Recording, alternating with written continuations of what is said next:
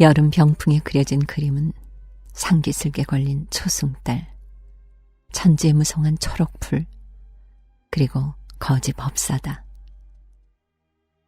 높다란 바위머리에 앉은 법사는 흠집 많은 비파를 여인처럼 끌어안고 격렬하게 술대를 치며 은은한 목소리로 노래하고 있다. 그 음향은 후텁지근한 밤기운에 눌리어 멀리까지 가닿지는 못한다. 눈곱이 잔뜩 낀 법사의 눈은 앞이 보이지 않기에 오히려 여러 쌍의 남녀가 교합하는 모습을 한꺼번에 여기저기서 생생하게 포착한다. 바짝 마른 몸은 강렬한 기운을 쏟아내고 시든 뇌로는 말로 표현하기 힘든 환영을 차례차례 만들어낸다. 그 힘은 가늠하지 못할 만큼 커서 병풍 밖까지 미친다. 얇은 이불 속에 들어놓은 젊은 남자의 가슴속 깊이 스며들어 피보다 더 뜨거운 영혼을 크게 동요시킨다. 군데군데 솜이 삐져나온 요와 땀내나는 값싼 담요 사이에 끼어있는 젊은이는 꼭 20년 전 갓 20살이 된 나다.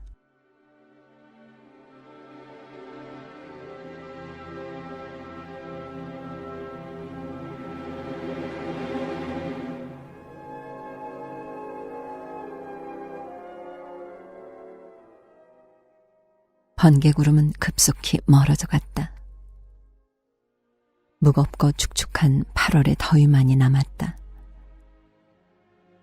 나는 부채를 손에 들고 평소처럼 2층 작은 방에 누워있다. 등불은 끄고 모기향을 피워놓았다. 활짝 열어젖힌 창을 통해 비쳐드는 달빛은 내 몸의 반과 병풍의 반을 비추고 있다. 가끔 정신을 잃고 떨어지는 모기를 부채로 쫓으면서 나는 눈앞의 묵화를 뚫어지게 바라본다.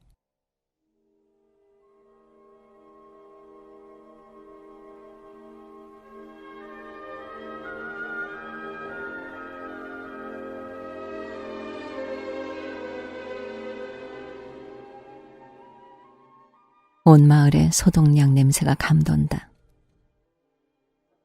사과나무 소독약 냄새는 끊임없이 내 코를 자극한다. 목욕하면서 푹푹 씻었는데도 아직 손가락에 냄새가 배어있다. 물론 야에코의 냄새도 남아있다. 젖빛 소독약은 사과 진드기를 죽이고 야에코는 나를 쓰러뜨린다. 쓰러질 때마다, 덤벼들 때마다 나는 점점 더 생기를 얻는다.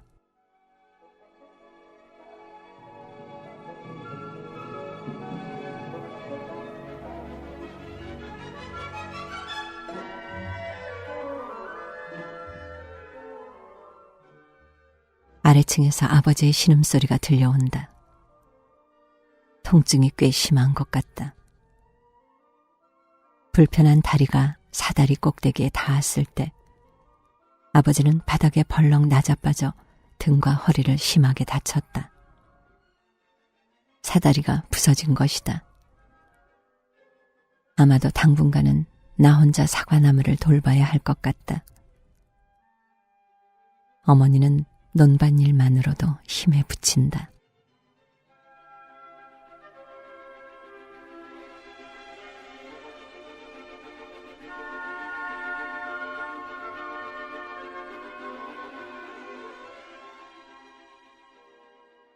아버지는 의욕을 잃은 지 오래다. 이미 몇 년 전부터 아버지는 농사일에 관심이 없다. 결코 게으름을 피우지는 않지만 나는 안다. 사실 사과가 어떻게 되든 알 바 아니라고 생각하고 있음이 틀림없다. 하지만 나는 해를 거듭할수록 사과에 빠져들고 있다. 머릿속은 늘 사과 재배에 관한 일로 가득 차 있다.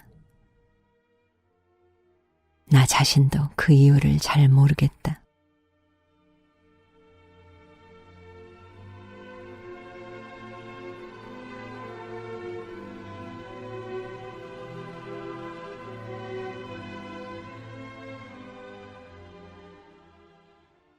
내가 그렇다는 사실은 아버지도 어머니도 눈치채지 못하고 있다.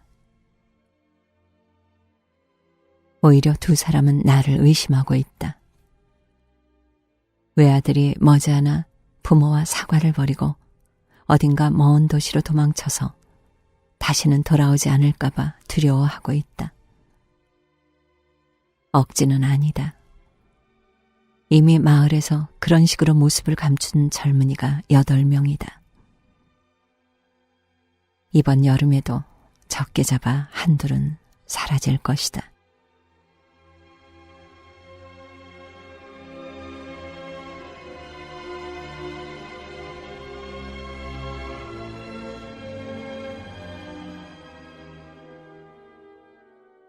가을이 오면 텔레비전을 사주겠다.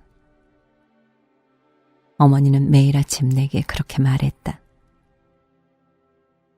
마을에 텔레비전 안테나가 서 있지 않은 집은 우리 집과 야에코네 정도다. 특별히 갖고 싶은 생각은 없다. 여윳돈이 있다면 사과밭에 편히 갈 수 있도록 가든 트랙터를 샀으면 좋겠다. 손수레를 끌고 경사가 심한 언덕을 올라가는 일은 괴로운 일이다.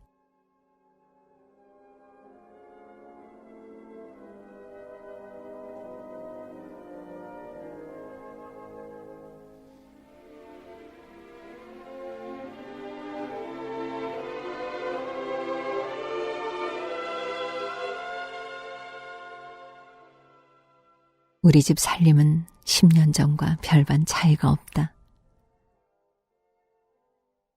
남에게 돈 빌리지 않고 세 식구가 그럭저럭 살아가는 정도다. 그러나 어느 틈엔가 가난한 축에 끼어 있었다. 예전보다 현금이 몇 배나 필요해졌기 때문이다. 먹고 사는 걸로만 만족한다면 산에 사는 원숭이나 곰과 다를 바 없지. 지금은 그런 시대가 아니야 라고 천장은 말했다. 그는 말에서 자동차로 갈아탔다.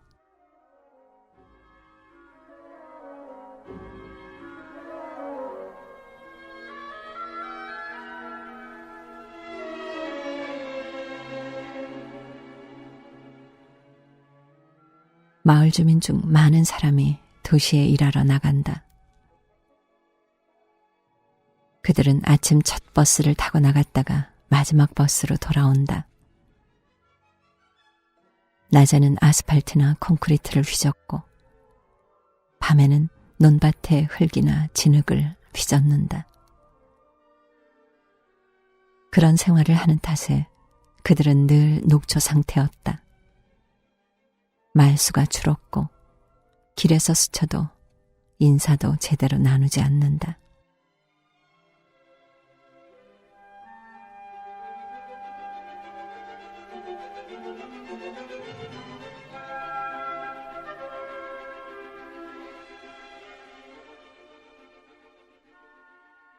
나는 마을 밖에서 돈을 벌 생각이 없다. 사과나무가 자는 밤에는 나도 잔다. 사과나무와 함께 언제까지나 이 땅에서 움직이지 않으리라. 비록 야에코가 마을을 떠난다 해도 나는 기필코 남겠다. 아니다. 그때가 되어보지 않고서는 모른다. 야에코 역시 어머니와 함께 사과를 재배하고 있다.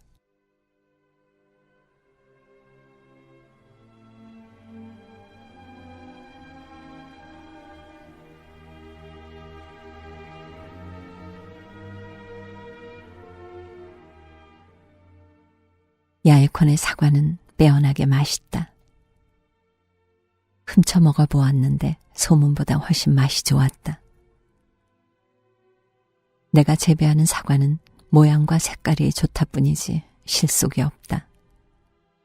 훨씬 더 많은 공을 들이는데도 말이다. 그 외에도 모를 일은 또 있다. 야에코네는 왜 마을을 떠나지 않는 걸까? 왜 이사가서 마음 편히 살 생각을 하지 않는 걸까?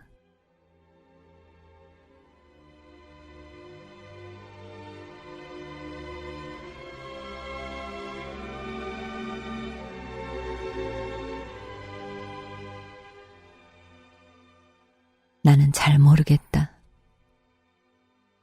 알 것 같다가도 모르겠다.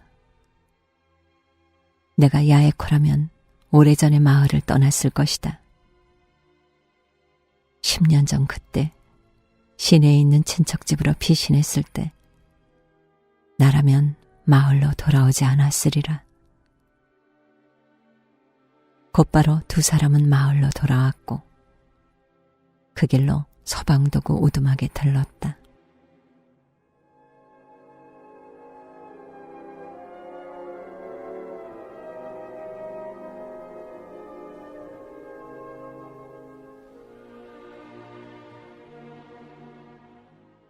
시체는 이미 치워져 있었다. 누가 언제 어떻게 처리했는지는 나도 모른다. 다만 나중에 이런 소문이 돌았다. 야에코 어머니는 시체가 묻힌 장소를 어렵게 찾아냈고 누구의 도움도 없이 남편을 반해서 몰래 조상의 무덤으로 옮겼다고. 만일 그게 사실이라면 야에코 아버지는 지금 야에콘의 사과밭 한가운데 묻혀 있을 것이다.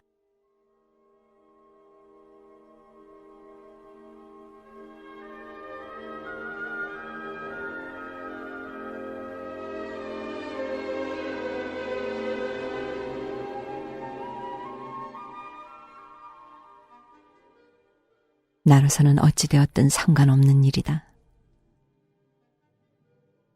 그 사건을 언급하고 싶어하는 마을 사람은 거의 없다.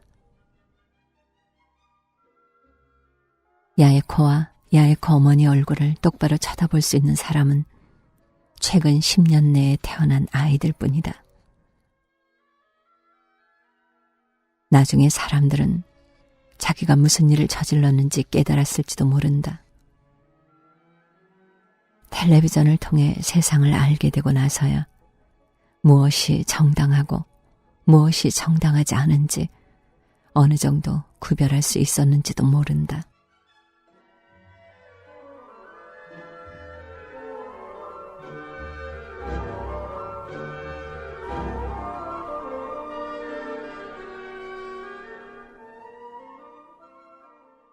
그 사건 이후로 생선 껍질 옷을 보지 못했다. 아마도 아버지가 어딘가 숨겼을 것이다. 혹은 강가에서 태워버렸는지도 모른다. 이 옷은 없는 돈을 몽땅 털어 중국 사람한테서 샀지. 라고 아버지는 말했다. 그렇지만 실상은 분명하지 않다. 총을 들이대고 빼앗았는지도 모르고 방화쇠를 당긴 뒤에 벗겨냈을지도 모른다.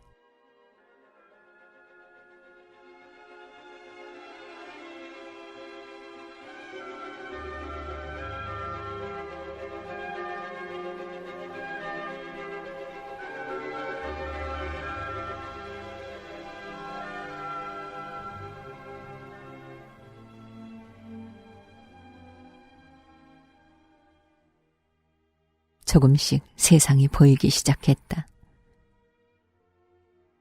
텔레비전 따위는 보지 않고도 사과와 더불어 20년을 살아온 것만으로 인간이란 무엇인지를 어림짐작할 수 있었다.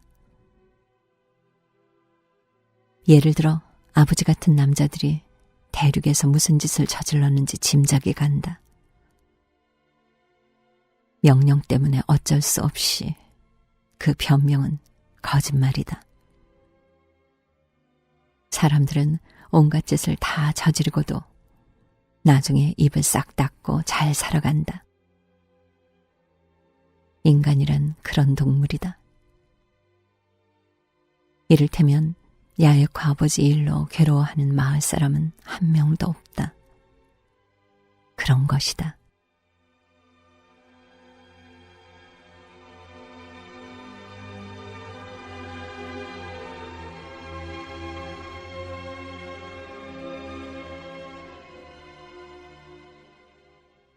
아버지는 지금 무척 괴로워하고 있다.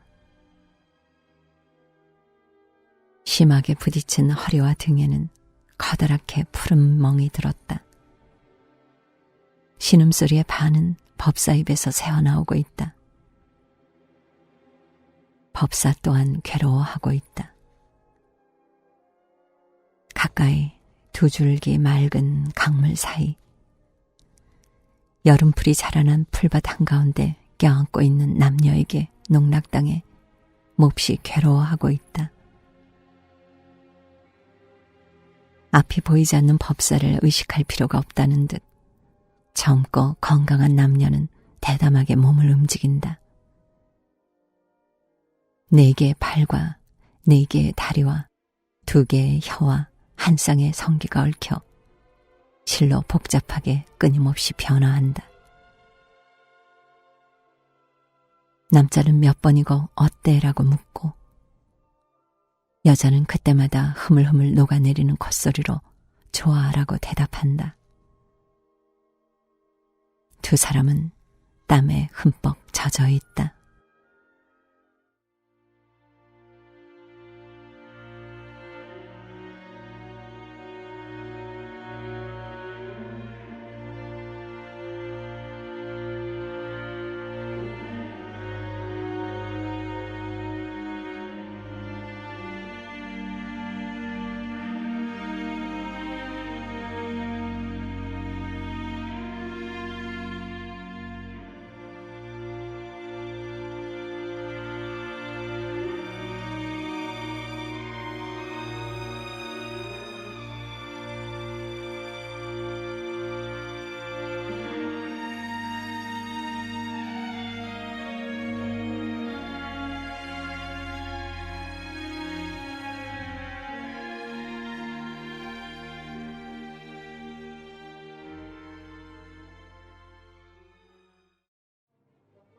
연일 계속되는 무더위로 진드기가 늘었다. 아버지와 나는 오늘 안에 산에 있는 사과밭 소독을 끝낼 작정이다. 서둘러야 한다. 우리는 무거운 펌프를 손수레에 실어 산으로 끌고 갔다. 그 자리는 양잠이 한물간 후 뽕밭을 없애고 만든 사과밭이었는데 병충해에 약한 어린 나무들 뿐이었다. 나는 수동식 펌프를 움직였고 아버지는 긴 호스와 노즐을 다루면서 사다리에 올라 하얀 액체를 살포했다. 엄청난 더위와 단조롭고 힘든 노동으로 차츰 몸 안의 수분이 다 빠져나간 나는 여러 번 정신을 놓을 뻔했다. 소독약이 잘 나오지 않을 때마다 멀리서 아버지가 소리쳤다.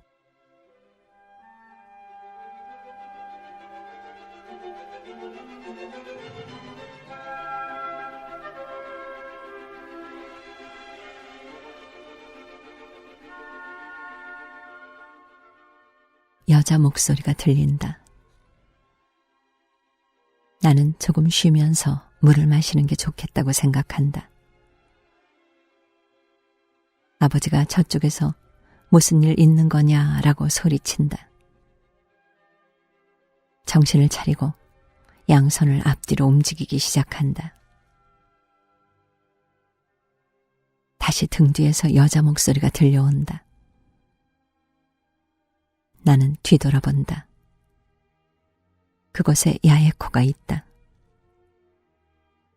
가시철망을 둘러놓은 울타리 반대편 깊은 풀숲에 쭈그리고 앉아 이쪽을 바라보고 있다.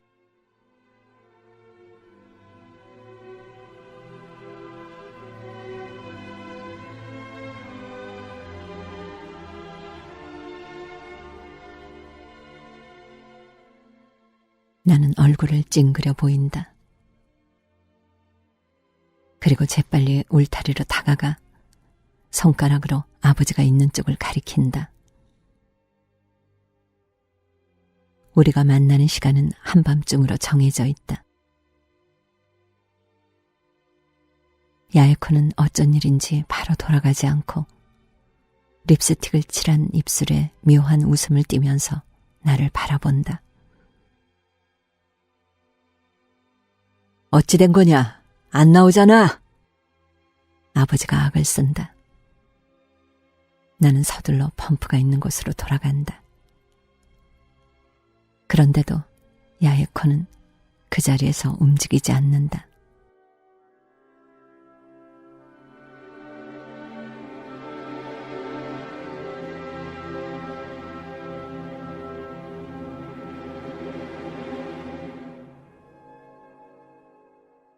나는 밤까지 기다려라고 말한다.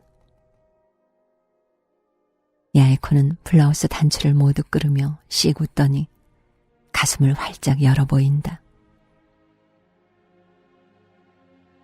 나는 펌프를 바삐 움직여 수압을 높이고 나서 다시 울타리 쪽으로 달려간다. 달래서 돌아가게 할 생각이었는데 야에코에게 다가가자 입보다 손이 먼저 나가버린다.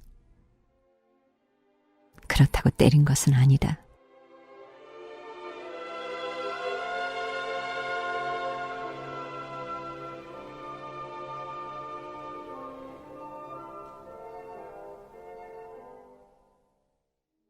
빨간 입술이 다가온다.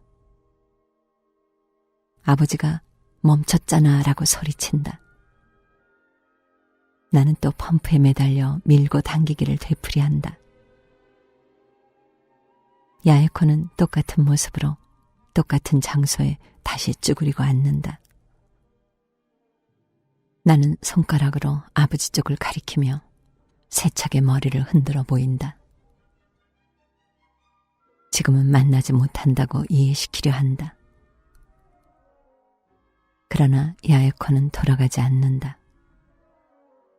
돌아가기는커녕 이번에는 구부리고 있던 다리를 조금씩 열어 천천히 스커트를 걷어 올린다.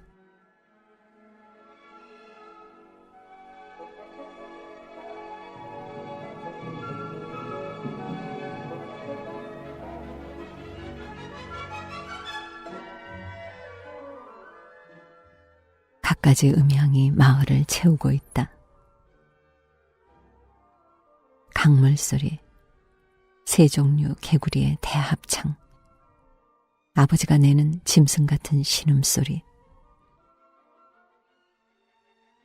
예전에 노예를 치던 아래층 마룻방이 지금은 텅 비어 고요하다.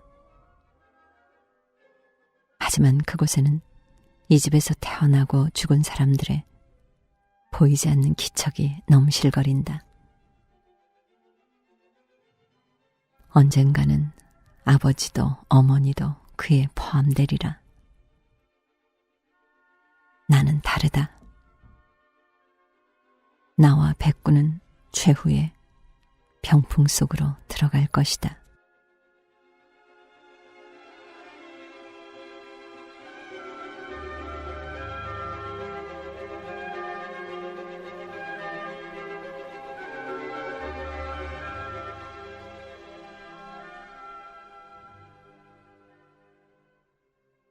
백구는 아직 살아있다. 인간으로 친다면 100살이 훌쩍 넘은 나이다. 눈은 거의 쓸모가 없지만 코와 귀만으로 내 뒤를 쫓아온다. 그렇다고 어디라도 따라오진 않는다. 낮 동안은 줄곧 곳간 앞에 엎드려 있다. 그 모습은 마치 버려진 마대 같다. 그러다가도 밤이 깊어지면 몰래 집을 빠져나가는 내 뒤를 쫓아온다.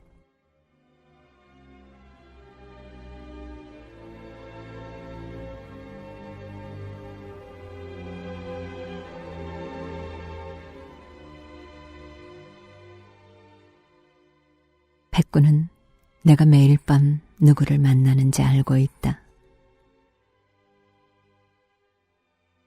야에코의 발소리, 야에코의 냄새, 야에코의 목소리.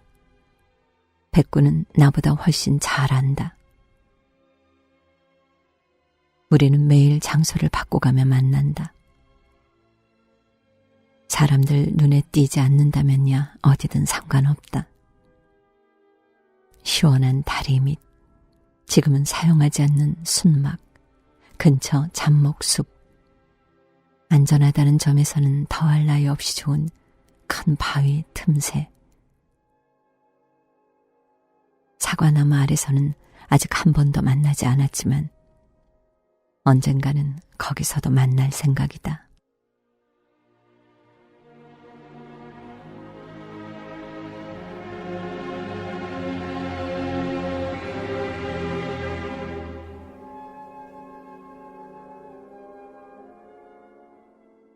백구는 똑똑한 개다.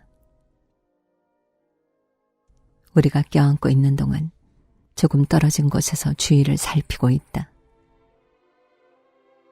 그러다 야에코가 너무 큰 소리를 내거나 하면 살며시 다가와 내 발바닥을 핥는다. 내가 웃으면 야에코도 웃는다. 우리의 웃음소리는 위로는 달까지, 아래로는 깊이 흐르는 수매까지 닿는다.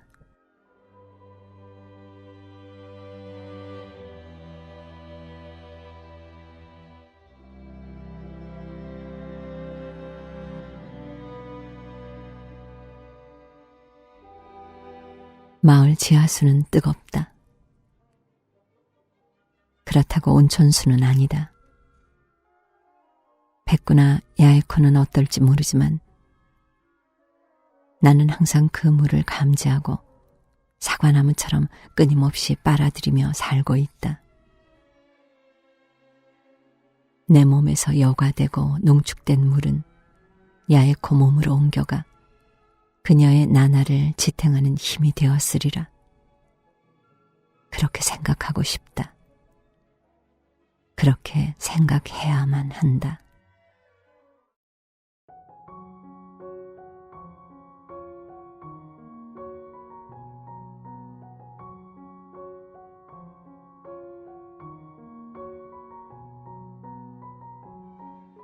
법사는 비파를 꽉 끌어안고 있다. 법사는 풀밭에서 끝없이 이어지는 젊은 남녀의 행위에 귀 기울이면서 작은 목소리로 엉뚱한 소리를 내뱉고 있다. 아버지의 신음소리는 끊어졌다 이어졌다 한다. 진통제가 듣기 시작하는가 보다. 어머니는 목욕을 하고 있다. 어머니는 미지근한 물에 몸을 담그고 날아다니는 반디를 바라보는 일이 가장 큰 즐거움이라고 말했다. 아버지와 내가 살포한 소독약은 진드기도 죽였지만 반디도 많이 죽였다.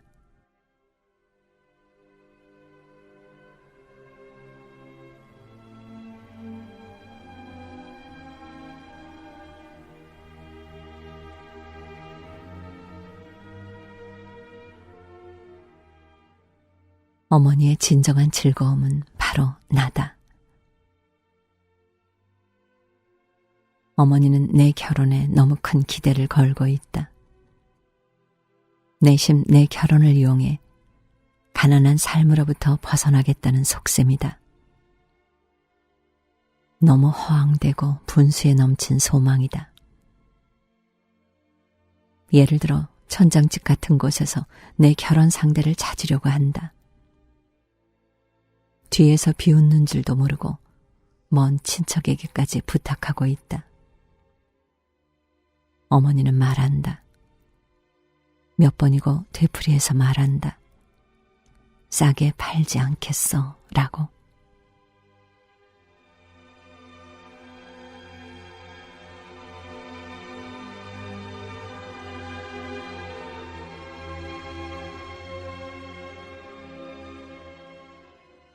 나는 파는 물건이 아니다. 우리 집으로 시집올 여자는 한 명도 없을 것이다. 나하고 살림을 차리고 싶어하는 여자는 있을지 모르지만 이 집에 들어오려고 하지는 않을 것이다. 소나 말과 다름없는 노동, 소독약 냄새, 땀투성이, 흙투성이의 나날, 1년 내내 바뀌지 않는 식사, 길고 할 일 없는 겨울. 그런 생활에 뛰어들 젊은 여자가 어디 있겠는가? 촌장 말이 맞다. 이제는 먹고 살기만 하면 만족하는 시대가 아니다.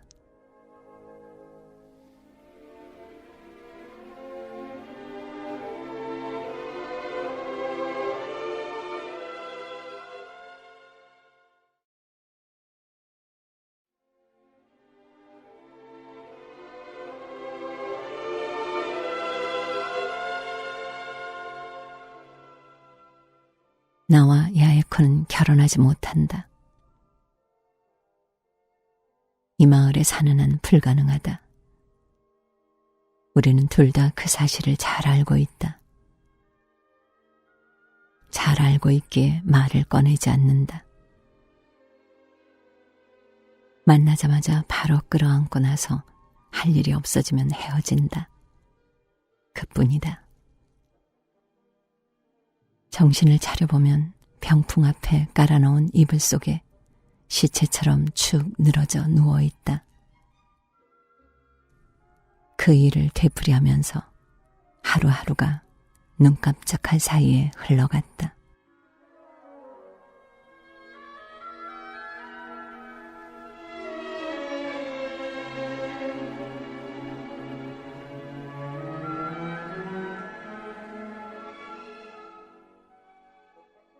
오늘 밤은 나가지 않았다.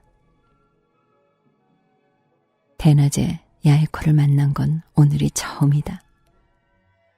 역시 밤이 좋다. 태양 아래서는 안정이 안 된다. 이제 3, 4일 동안은 못 만나라고 그녀가 말했다.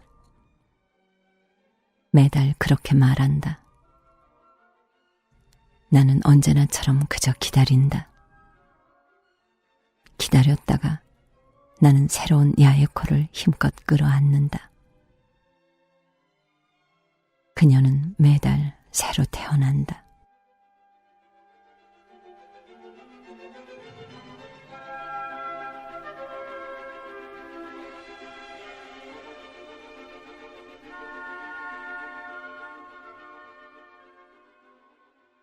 좋은 밤이다.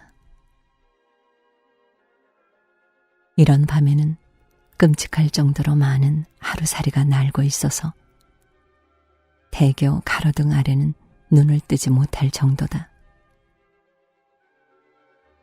그 위압적인 날개 소리는 개구리 소리도 비파 소리도 지워버릴 정도다. 오늘 밤 안에 목숨을 잃을 하루살이의 양은 엄청날 것이다. 그 시체가 눈처럼 쌓여 마을버스를 미끄러지게 할 것이다.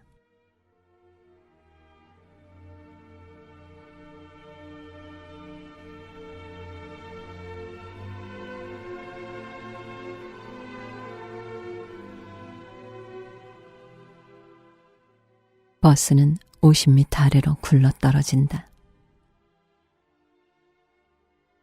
야에코와 함께라면 그 버스에 타도 상관없다. 버스는 완전히 부서지겠지만 우리는 긁힌 자국 하나 없이 빠져나와 걷고 또 걸어 강가를 거슬러 올라 사과 계곡으로 향하리라. 그곳에서라면 아무한테서도 아무 말도 듣지 않고 드러내놓고 같이 살 수 있다. 그곳에서라면 우리는 결혼할 수 있다.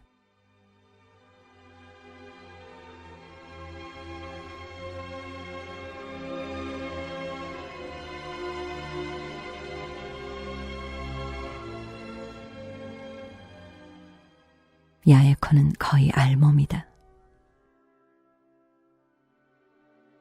보니 그 안까지도 선명하게 보인다.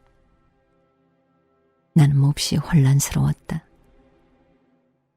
햇살이 강렬해서 정수리가 후끈거렸다. 사과밭을 둘러싸고 있는 세 개의 산은 매미 소리로 뒤덮여 있다.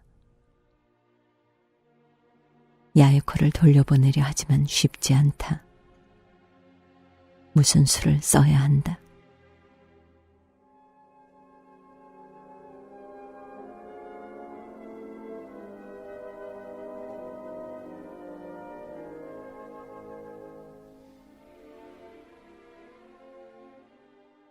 아버지를 어떻게 해야 한다. 아버지는 내 낌새를 살피려고 사다리에서 내려오던 중이었다. 나는 아버지에게 달려가 이렇게 말했다. 펌프관이 좀 이상해요. 얼른 수리할 테니 그때까지 담배나 피우고 계세요. 아버지는 사과나무 밑동에 앉아 담뱃불을 붙였다. 나는 야에코에게 돌아가 조금만 더 기다려라고 말했다.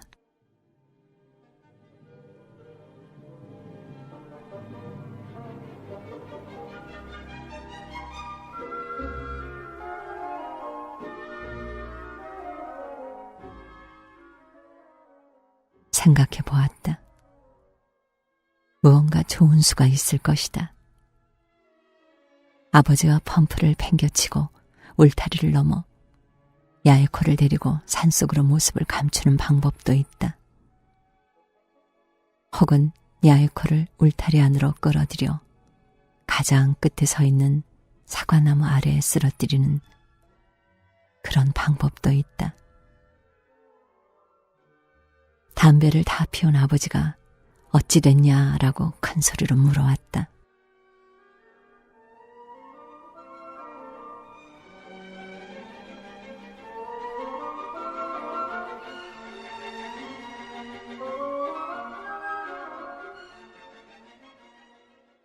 나는 고쳤어요 라고 큰 소리로 외쳤다.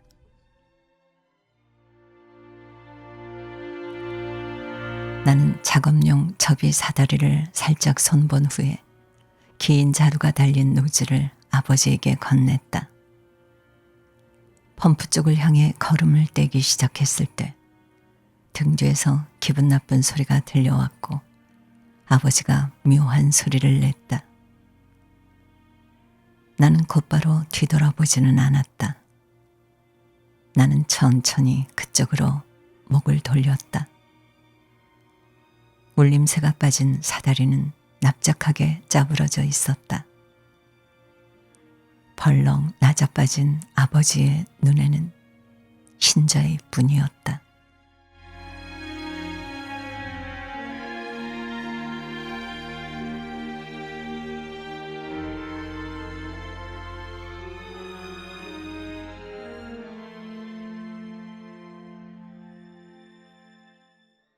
생각대로 일이 잘 진행되었다.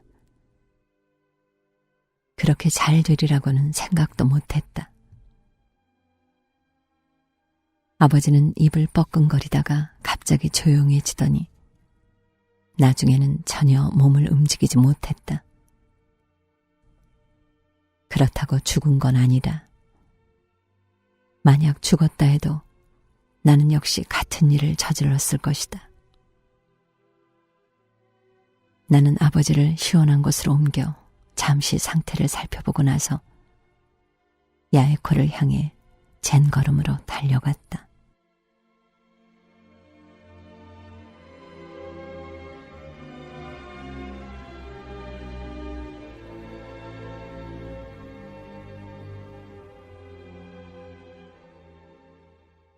야에코는 아버지 일을 묻지 않았다. 물어오면 더위 때문에 쓰러졌다고 대답할 생각이었는데 야에코는 아무 말 하지 않고 내 위에 올라탔다. 그녀는 난폭하게 움직였다. 긴 머리카락에 반쯤 가려진 그녀의 얼굴은 표정이 어지럽게 바뀌며 새빨갛게 칠한 입술이 열렸다 닫혔다 했다. 우리를 둘러싸고 있는 여름풀 속에서 엄청난 열기가 분출되고 있었다.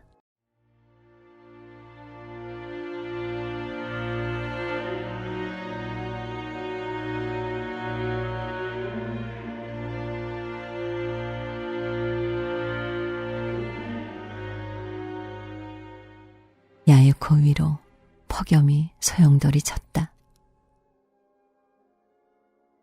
그 위에는 타서 누른 하늘이 있고 조금 더 위에는 타다 문드러진 태양이 누러붙어 있다.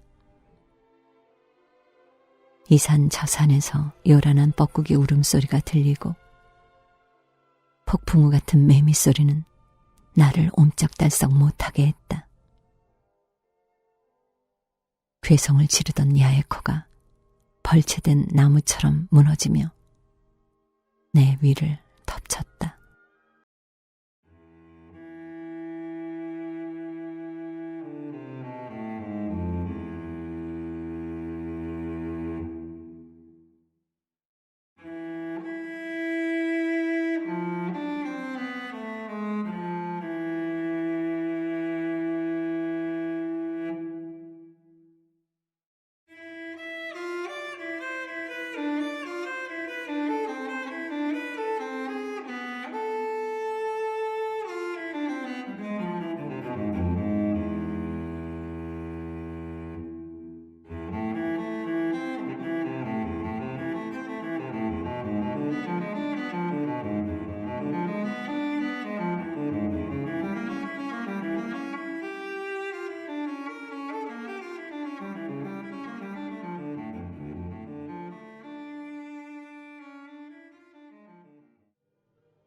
야에코는 돌아갔다. 나는 가시철망을 따라 경사가 급한 언덕길을 내려가는 야에코의 뒷모습을 멍하니 전송했다. 그녀는 오른손으로 머리를 쓸어내리고 왼손으로 치마에 묻은 먼지를 털면서 침착한 걸음걸이로 분지 아래로 돌아갔다. 아버지는 괜찮았다. 어디 한 곳도 부러지지 않았다. 혼자서 일어설 수 있었다. 그러나 안색은 별로 안 좋아 보였다.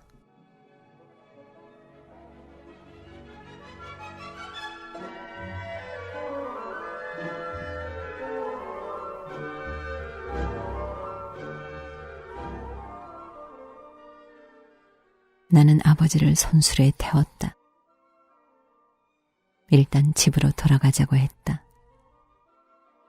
그러자 아버지가 대답했다. 야에코가 남기고 간 피로로 발걸음이 무거웠다. 수백 미터 아래로 띄엄띄엄 자리한 집들의 함석 지붕과 유리창, 텔레비전 안테나가 반짝반짝 빛났다. 한층 빛을 발하는 것은 큰 강에 딸린 여러 갈래의 물줄기와 나무숲이었다. 야에코 아버지가 죽은 숲 한가운데에서도 무언가 날카로운 반사광을 발하고 있었다. 손수레에 웅크리고 앉은 아버지는 피지땀을 흘리며 신음소리를 냈다.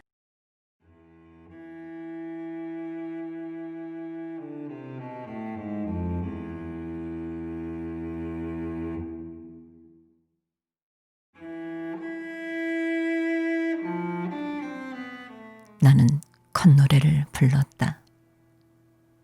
아버지는 평평한 길로 나서자 맞은편에서 누가 오기라도 하면 허둥지둥 손수레에서 내려 기운찬 목소리로 인사했다. 그리고 나서 알아들을 수 없을 만큼 작은 목소리로 오늘은 재수가 없어 라고 투덜거렸다. 더 나쁜 일이 일어나지 않으면 좋겠는데 라고도 말했다. 그런 걱정을 하지 않을 만큼 아버지는 지금까지 행복했던 걸까?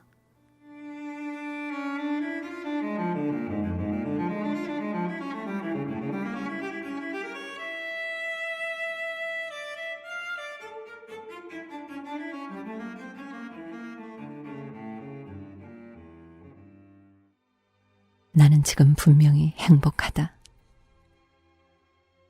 1년 전에는 상상조차 못했던 날들이다. 사과를 재배하고 결실의 반은 내다 팔고 반은 먹고 오래 살고 생선 껍질로 만든 옷을 입고 누군가를 쫓고 그러다 언젠가는 사과나무 아래 묻히는 일생을 살지 않을까 생각했었다. 하지만 그렇지 않았다. 나에게는 야에코가 있다. 우리 사이를 갈라놓으려는 자는 아버지라도 용서하지 않으리라.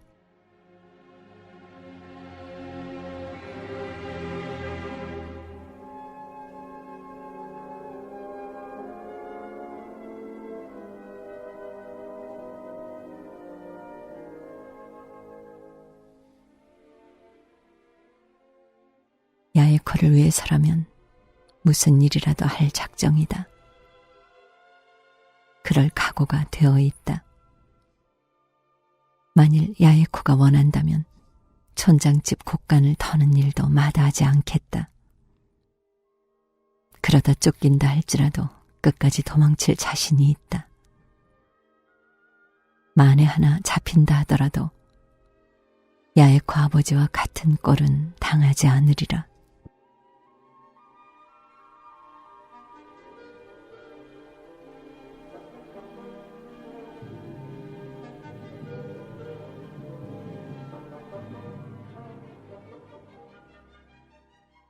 10년 사이에 마을 사람들은 많이 변했다. 사람이 아니라 시대가 변했는지도 모른다. 마을 사람들은 이미 다른 즐거움을 알고 있다. 스위치를 켜면 브라운관에서는 온갖 폭력이 방영된다. 마을 입구에는 한밤중까지 술을 파는 가게가 생겼다.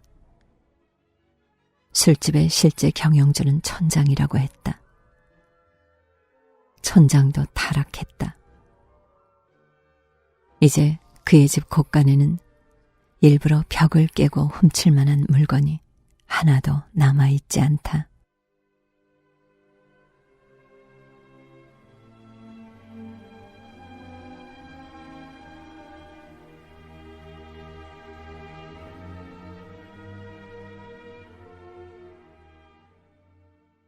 촌장의 힘은 눈에 띄게 줄었다. 지금 돈 품께나 가진 사람은 그 사람만이 아니다. 버스를 타고 도시에 나가 일하는 사람들이 머리를 숙이는 대상은 촌장에서 고용주로 바뀌었다. 촌장의 불합리한 명령에 따를 자는 아무도 없다. 만약 촌장이 누군가에게 습격을 당한다 하더라도 사람들은 시내 경찰에 통보하는 정도의 심부름밖에 해주지 않을 것이다. 우리 마을에는 아직 파출소가 없다.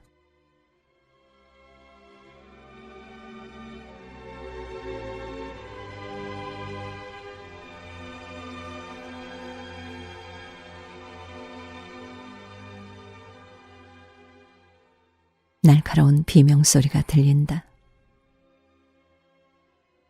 야에코 아버지는 추격대가 바짝 따라붙을 때마다 소리를 질렀다. 그 소리는 종종 꿈속에서도 병풍 속에서도 들려온다. 아버지가 또 심상치 않은 신음소리를 내고 있다. 약효가 떨어진 걸까? 하룻밤이면 나을 거야 라고 의사는 말했다. 등뼈의 골수가 썩어 죽는 일은 절대로 없어 라고도 했다. 어쩌면 아버지 같은 남자에게 어울리는 최후 같기도 하다. 아버지는 아직 자기가 죽은 거나 다름없다는 사실을 깨닫지 못한다.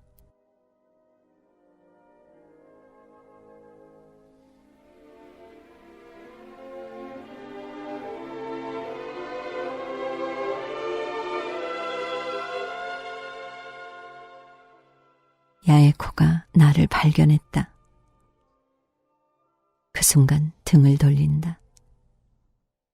산속 사과밭에서 돌아오는 길에 나는 아버지를 태운 손수레를 끌고 야에코네 집 앞을 지났다. 야에코는 번쩍이는 낫으로 논두렁 풀을 베고 있었고 그녀의 어머니는 팥밭에서 일하고 있었다. 둘 다 애써 이쪽을 보지 않았다. 그곳을 지나는 동안 아버지는 신음소리를 멈추었다.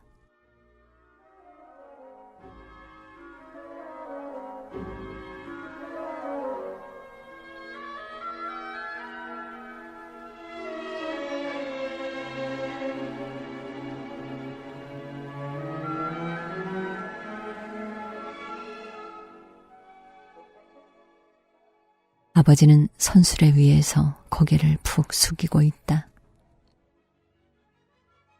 등을 잔뜩 웅크리고 앉아 양 다리 사이에 얼굴을 처박고 있다. 그렇지만 아버지는 아마도 10년 전 그날을 절대 후회하지 않을 것이다. 지나친 행동이었다는 생각조차 없으리라. 추격대에 가담했던 다른 남자들도 마찬가지다. 별로 사용하지 않는 그들의 뇌에는 오히려 그 사건이 기념할 만한 일생의 추억으로 깊이 새겨져 있을 것이다.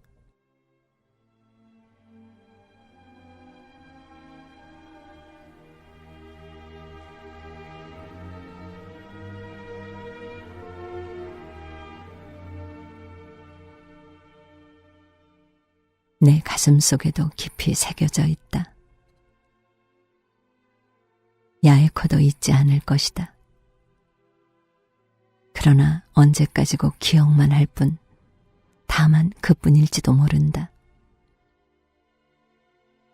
어쩌면 우리 아버지를 괴롭히려고 나와 사귀는 것은 아닐까? 그럴 리 없다고 생각한다. 풀을 베어 쓰러뜨리는 낫질 소리는 점점 작아지고 아버지의 신음소리는 커진다.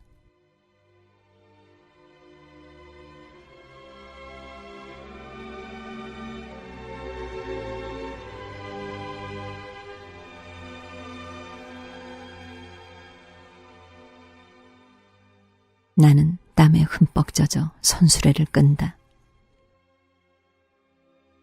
마중하러 달려오는 백구의 모습이 눈에 들어왔을 때 아버지는 단호하게 말했다. 다른 여자를 찾아라고 분명하게 말했다.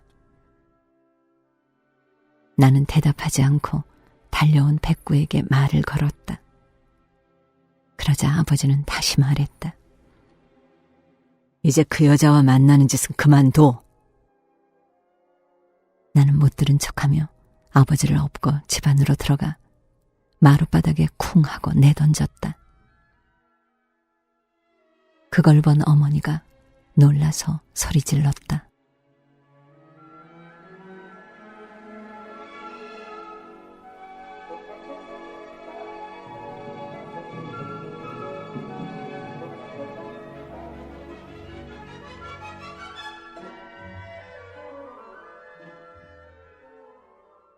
어머니는 진료소에 연락했다.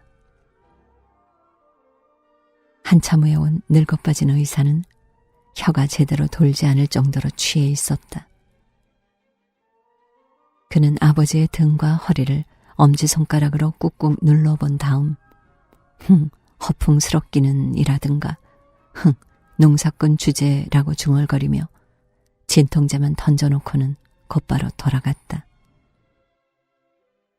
비틀거리는 자전거가 개울에 빠지려 할 때마다 그는 번번이 욕지거리를 해댔다.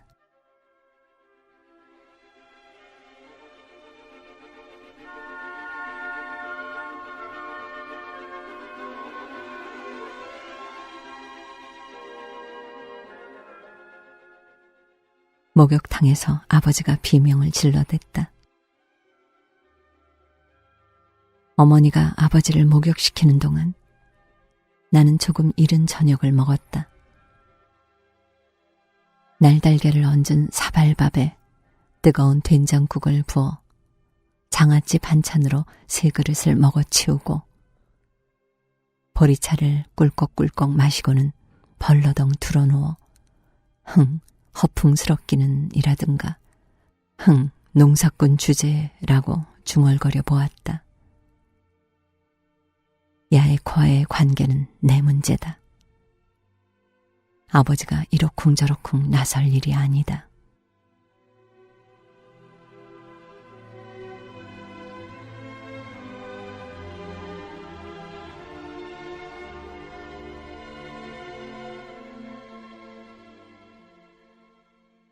야에코는 내 여자다. 그렇다고 이 집에서 같이 살겠다는 뜻은 아니다. 목욕탕에 들어가 거울을 들여다보았을 때 목에 묻은 야에코의 립스틱과 머리카락을 발견했다. 머리카락은 금방 떨어졌지만 립스틱은 좀처럼 닦이지 않았다.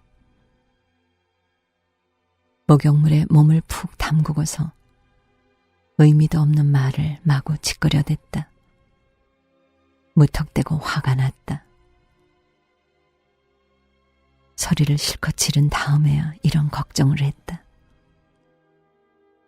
야에코는 정말로 내 여자일까?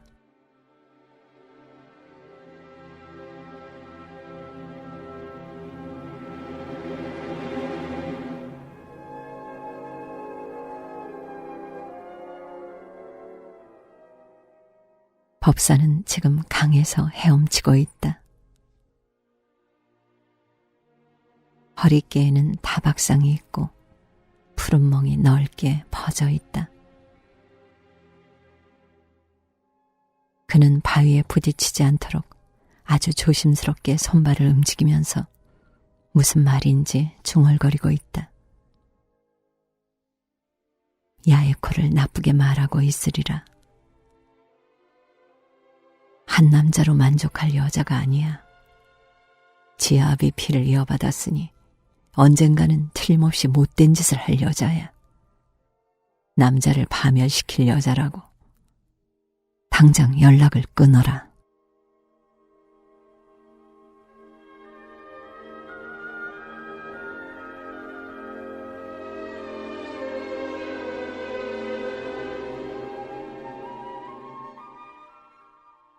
아버지의 신음소리는 점차 가라앉는다.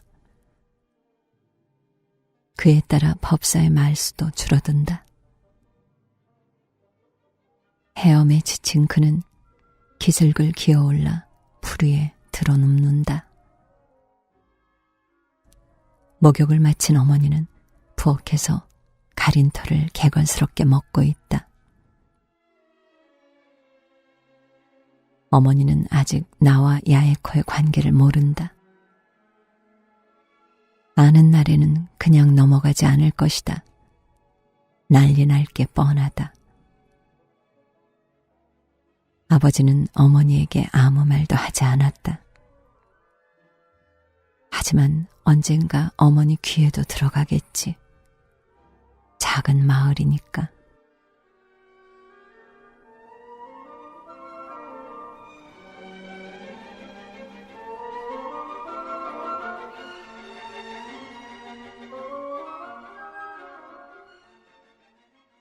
백구의 코 고는 소리가 들린다.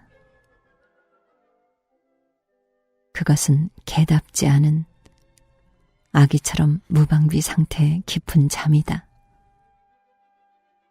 백구는 곧 죽을 것이다. 그런 다음 사과나무 골짜기로 먼저 가서 몇십 년이고 나를 기다리겠지. 야에코와 나를 계속 기다리겠지. 그런데 야에코는 과연 그곳에 갈까?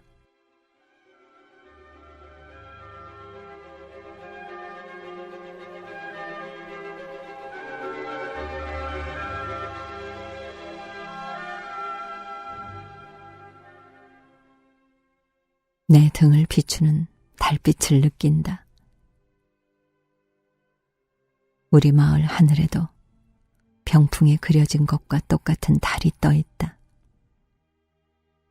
그 빛은 야에코의 목덜미를 비추고 있으리라. 그녀의 흐트러진 숨소리가 병풍 너머에서 들려온다. 소리 없이 울고 있을지도 모른다. 그녀의 고독한 모습은 내 모습이기도 하다. 그래야만 한다. 만일 그녀의 어깨가 지금 가냘프게 떨리고 있다면 결국 내 어깨로도 전해져 오리라. 그래야만 한다.